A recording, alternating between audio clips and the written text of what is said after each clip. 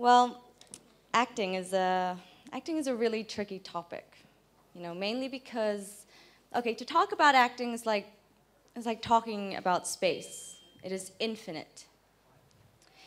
There's just so many angles in which one can approach a topic like this because there are thousands and thousands of different types of performance and acting techniques, because of which it informs just as many types of acting styles. Now, in each and every single technique holds a great deal of its own philosophies and practices, some of which have been explored from centuries ago, and it is still being explored to this very day. That is how much and how long people have committed themselves in this exploration we call acting. There are people, including professional actors, who don't really know all the different types of acting techniques. Some, like myself, wouldn't even know the names to them, let alone their philosophies and practices.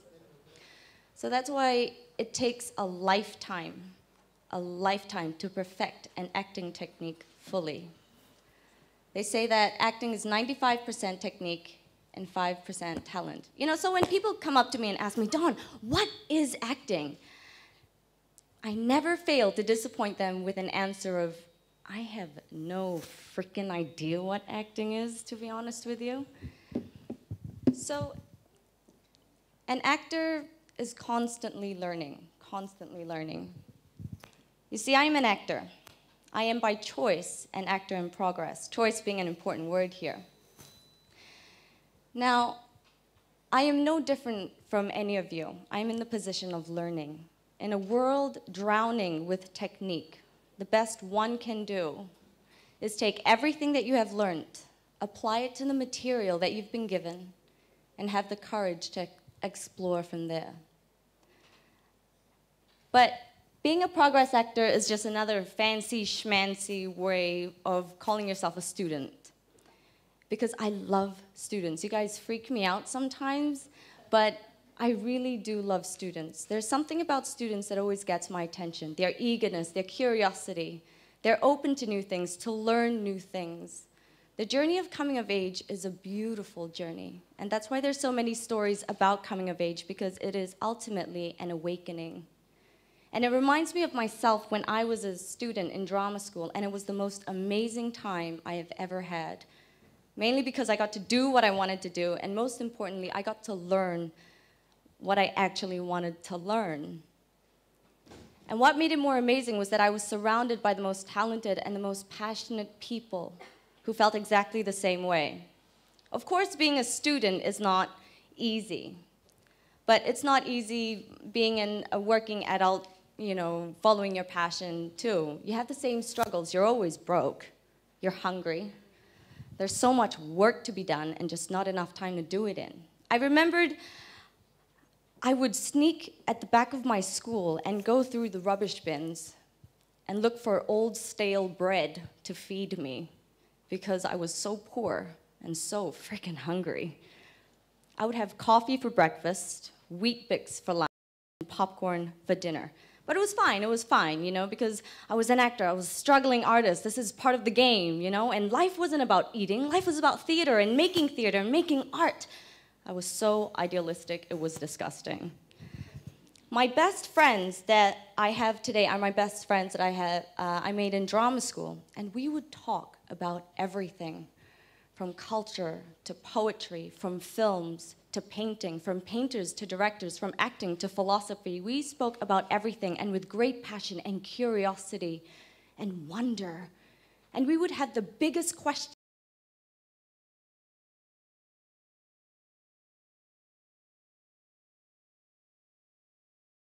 Curiosity. And what better time to be curious than now? When all of our senses are fully awake. I was in the right environment that allowed my passion to grow and to develop. And no growth can be fully formed without having first to go through certain challenges. Now, my tutors, or my lecturers, or my professors, or however you like to call them, whenever they gave us projects or assignments to do, they would always say, take risks. Take huge risks and fail. Fail epically. Fail now that you're in a safe place and not out into the real world. Fail now.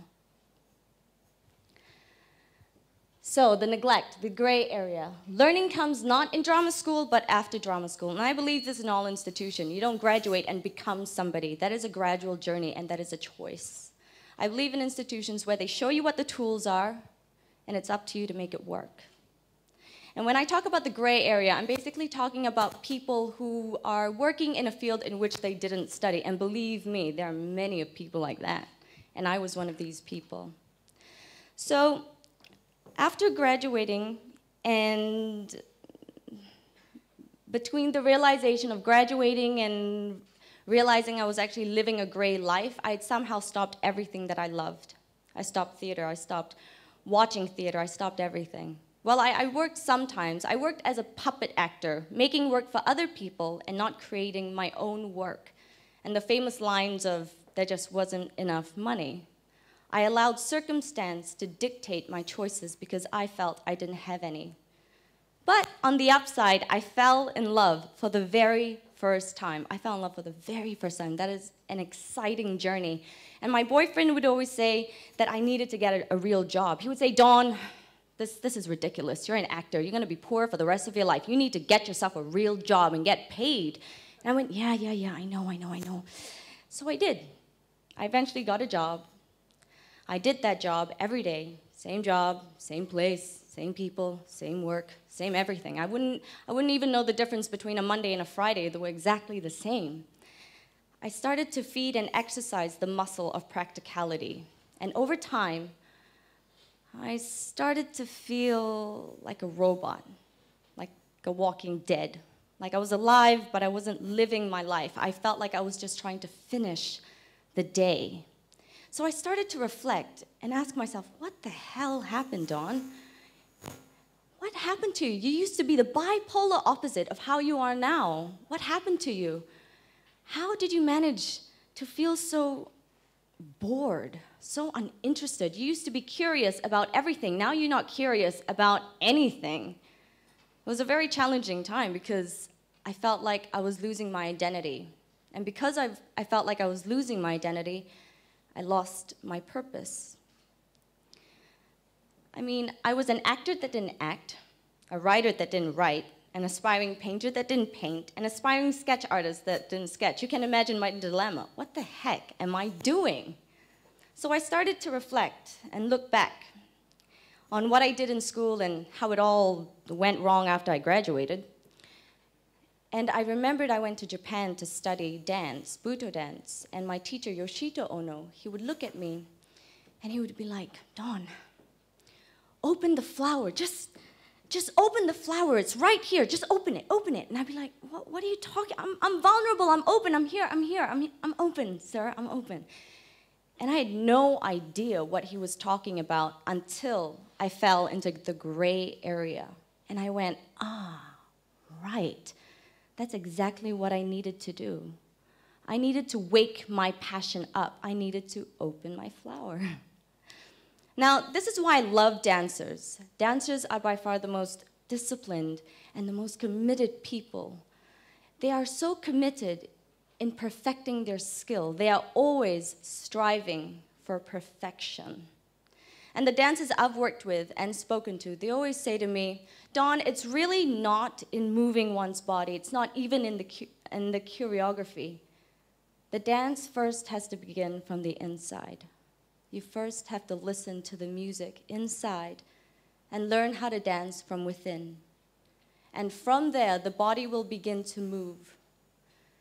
Allow your body to move without your mind interfering, asking you, what's my next move? Trust the dancer inside to show you what the next moves are. Awaken your passion and allow it to move you. Exercising the muscle of reflection and awareness. Now, awareness is paramount in an actor. Without awareness, an actor would not even make it on stage. And in drama school, we are taught to train these muscles over and over and over and over again. And my voice teacher would always encourage us before class begins to put our hands to our bellies and ask, how are you feeling today? You can let out a sigh, a sound, even a word to describe how you're feeling. Now this year, a very good friend of mine, who's also a student learning acting, he's learning the Meisner technique in New York City, and he does this thing called reflection. And this needs to be done before class begins. And it's just yourself lying down on the floor, being completely honest with yourself. You're fully aware.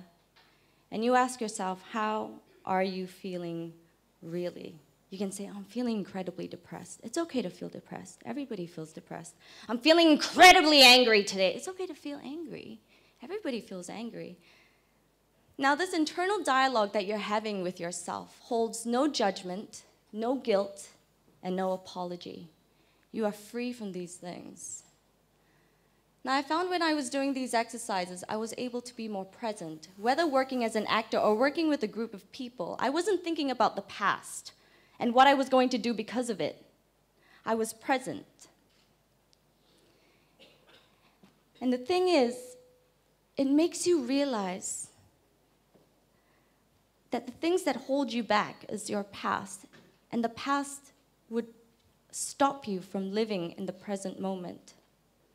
It is really interesting how we always talk about learning and working, but we don't focus much on the preparation one needs to do in order to work or in order to learn. We need to prepare. An actor must always prepare. Now, I'm not saying we should all lie down and talk about our feelings and be all hippie about it. I'm not saying that. I'm just saying reflection and awareness is the first step in activating change. But you must be honest with yourself, without judgment, guilt, and apology. Start from there.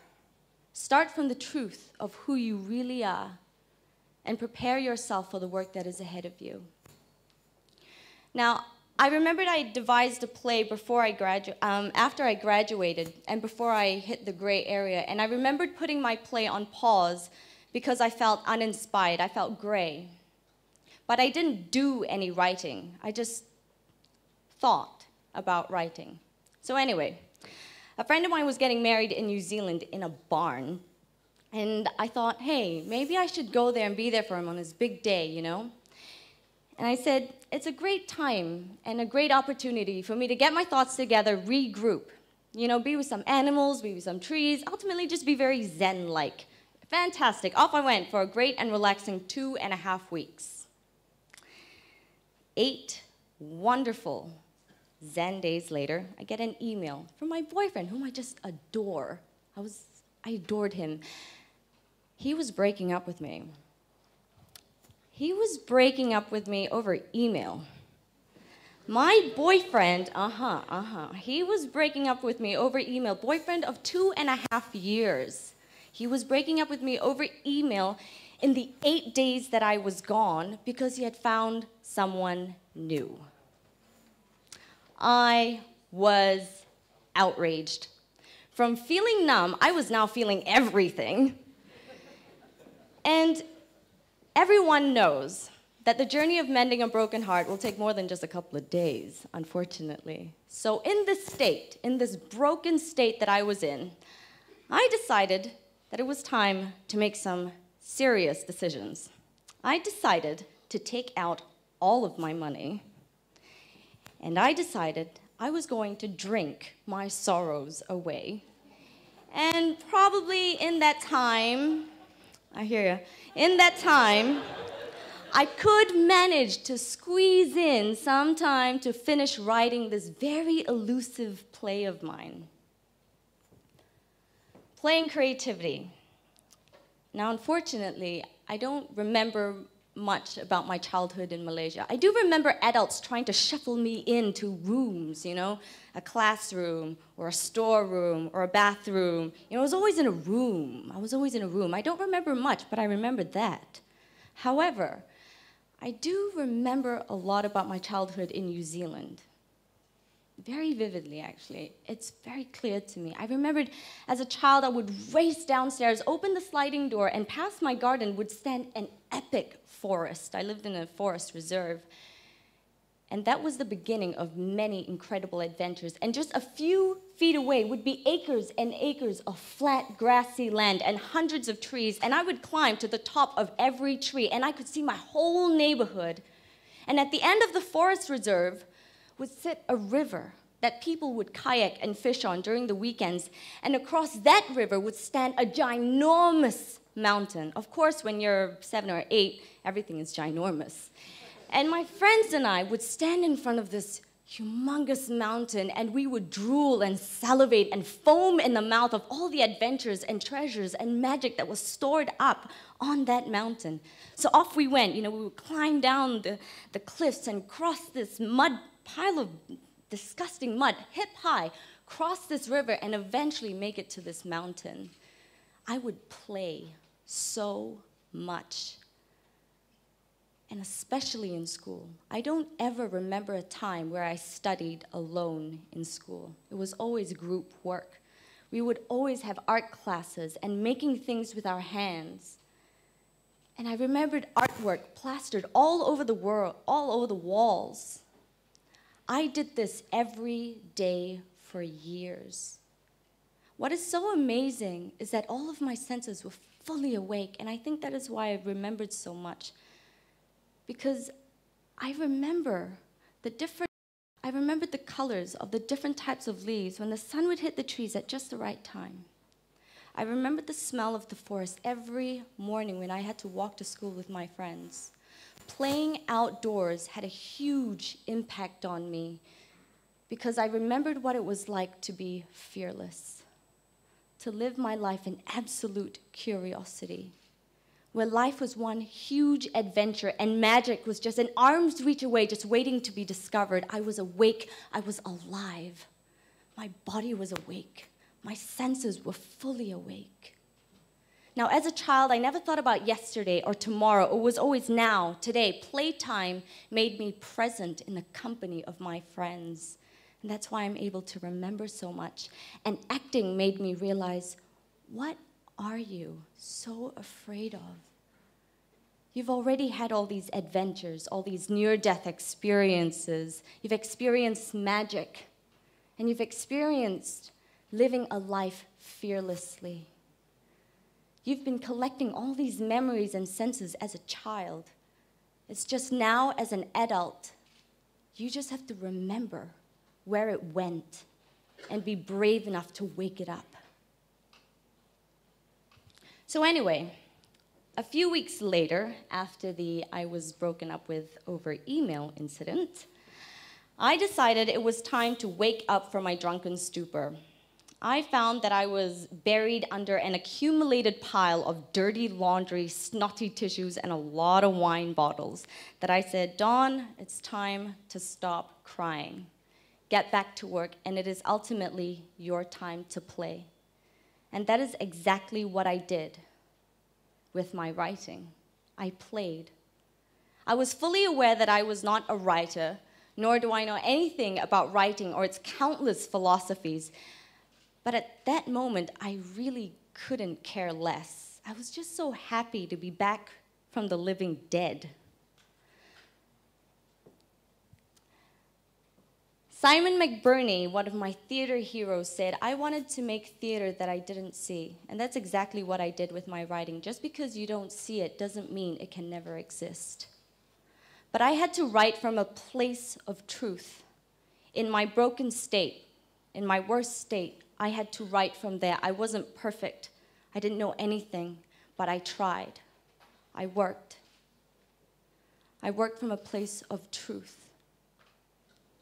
Remember to be fearless and to play with complete abandon, especially when doing or creating something for the very first time. Look inside and find your inner child, and that child will teach you how to play. Of course, it's always easier said than done, but acting is just like any other form or creative form. In order for things to be created, it must first be done with an action. Now, I can't explain to you how I was able to do the work. I just did it with what I had, what I knew, and a lot of courage to explore from there. Everybody has a choice in putting things into action. You can choose to be a passive dreamer, where your greatest work of art can only float in your mind, or you can choose to actively participate in creation, creating something that only people can dare to dream. And I believe Pina Bausch said it the best. I am not interested in how people move, but what moves them. Awaken your passion and find out what moves you to do the impossible. Start now. Prepare now. Don't wait for your perfect self to form to make great work. Reflect and be aware of who you really are, who you truly are, and never be afraid and never be ashamed of it. Sometimes your power lies in what you believe to be the weakest link in your strength. Sometimes I believe people make it so because sometimes, just sometimes, people are so afraid of how powerful they can really be. Prepare now. Start from the truth of who you are and work towards who you can be. I believe it is incredibly important to know that one doesn't always have to be perfect or be incredibly skillful to achieve one's dream. But it is very important to be aware of the dancer within you who always strives for perfection. Don't pressure yourself in making just one piece of work, one great piece of work, but be patient and be courageous enough to know that great works of art comes through successions. You'll have a much longer career anyway if you were always in progress as opposed to being a one-hit wonder. Now, students especially, don't ever underestimate your position in this world. You are a great many envy to many adults, and I know this for a fact. That is probably why not a lot of them want to listen to you, because you are a rude reminder of who they once were.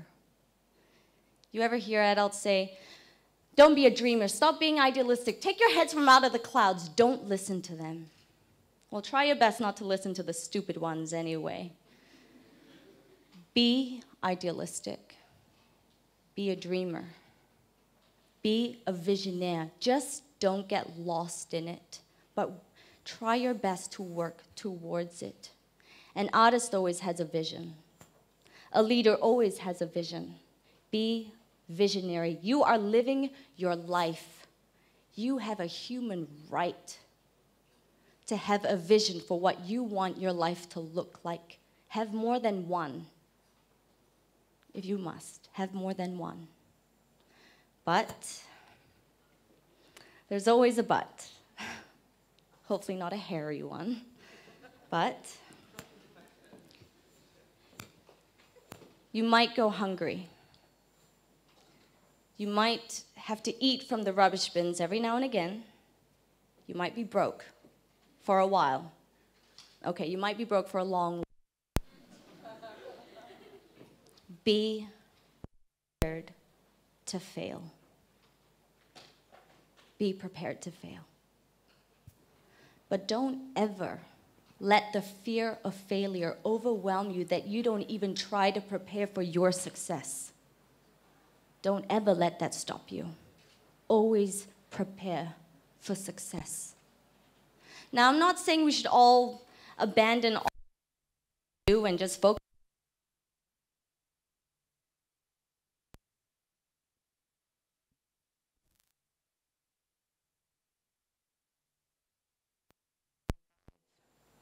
Just don't kill yourself doing it. Children play with complete abandon, yes.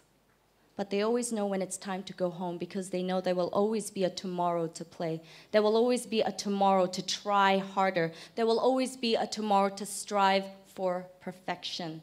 Everything you do starts with a choice. Choose to wake your muscles up. Choose to look for inspiration and not the other way around. Choose to be alive with all your senses fully awake. Choose to be who you really are. Choose to be fearless and to play with complete abandon. Choose to keep learning. Choose to believe in magic. And most importantly, choose to dance unashamedly in the power of your imagination. Now I'm going to leave you with a quote by a woman called Stella Adler, who is an actor and a passionate teacher. And she said, "The talent is in the choice." Thank you.